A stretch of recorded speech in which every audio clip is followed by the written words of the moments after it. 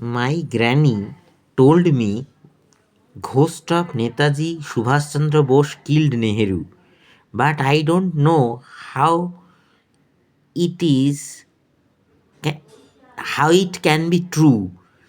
When I search in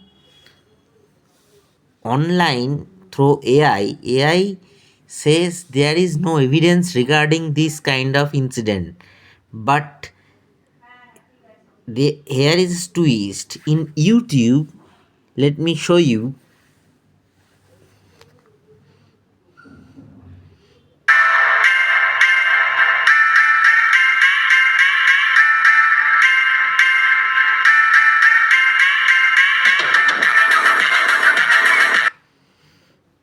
That's mean Nehru, Jawaharlal Nehru had a fear from Netaji Subhash Chandra Bose.